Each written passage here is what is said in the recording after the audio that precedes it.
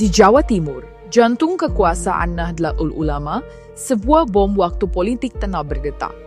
Ini bukan soal perebutan jabatan biasa, melainkan skandal korupsi dana hibah yang kini dibongkar oleh Komisi Pemberantasan Korupsi KPK. Saat penyidik menelusuri jaringan yang rumit ini, satu pertanyaan besar mengemuka. Mampukah NU sebagai organisasi Islam terbesar di Indonesia selamat dari potensi guncangan politik yang ada di depan mata? Pusat dari kasus ini adalah dana hibah yang bersumber dari APBD Provinsi Jawa Timur yang seharusnya disalurkan untuk kelompok masyarakat atau Pokmas. Kenyataannya, dana ini diduga menjadi bancakan melalui praktik korupsi yang sistematis. KPK menemukan adanya modus pemotongan dana hibah yang nilainya signifikan, yang kemudian diduga masuk ke kantong-kantong pribadi. Setelah kasus ini pun tidak main-main, dana hibah yang digelontorkan untuk periode 2020 dan 2021 saja dilaporkan mencapai angka triliunan rupiah. Penyelidikan KPK yang diawali dari operasi tangkap tangan terhadap Wakil Ketua DPRD Jatim, Sahartua Simanjuntak, kini terus melebar. KPK telah menetapkan sejumlah tersangka yang terdiri dari anggota dewan, pejabat negara, hingga pihak swasta, yang menunjukkan betapa luasnya jaringan ini. KPK pun terus bergerak memeriksa puluhan saksi, mulai dari anggota DPRD lain, pengurus Pokmas, hingga kepala desa di berbagai kabupaten. Penyelidikan kasus ini mulai menyentuh lingkaran elit politik Jawa Timur.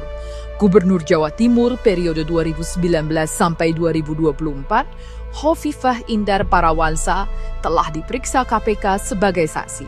Dalam pemeriksaan yang berlangsung di Polda Jatim, penyidik mendalami pengetahuan Hovifah terkait proses perencanaan dan penganggaran dana hibah tersebut.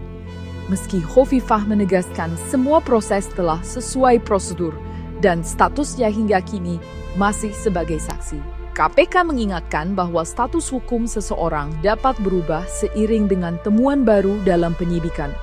Keterkaitan ini menjadi sangat genting karena posisi Hovifah bukan hanya sebagai mantan gubernur, tapi juga sebagai Ketua Umum PP Muslimat NU, salah satu organisasi sayap NU yang paling berpengaruh.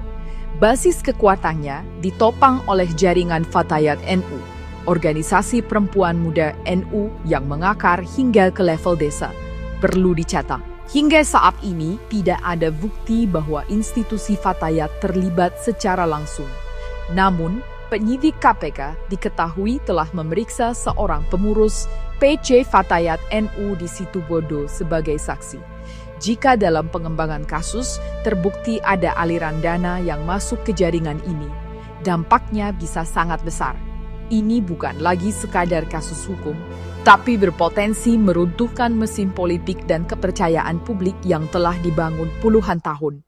Jika skenario terburuk terjadi, di mana posisi Hovifah sebagai figur sentral goyah akibat kasus ini, maka peta politik di Jawa Timur bisa berubah total. Ini adalah ancaman nyata bagi dominasi politik NU yang selama ini begitu kokoh.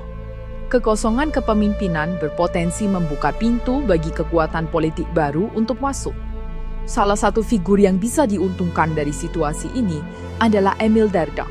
Sebagai wakil yang mendampingi Hovifah, secara aturan ia akan naik menjadi gubernur jika Hovifah berhalangan tetap.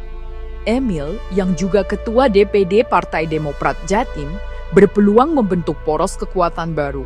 Koalisi antara Demokrat dan Gerindra yang sudah terjalin di tingkat nasional bisa jadi akan semakin solid di Jawa Timur. Ini tentu menjadi kesempatan bagi partai-partai di luar lingkaran tradisional NU untuk memperluas pengaruh mereka di lumbung suara terbesar Indonesia. Namun, apakah dampak skandal ini akan benar-benar sejauh itu?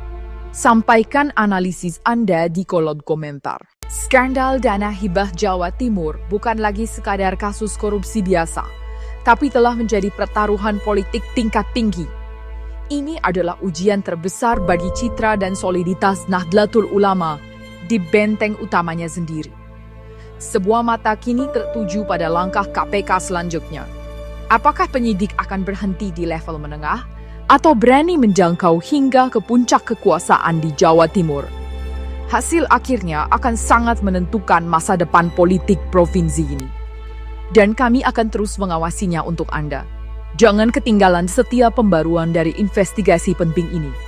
Pastikan Anda sudah menekan tombol subscribe dan menyalakan lonceng notifikasi. Terima kasih telah menyimak.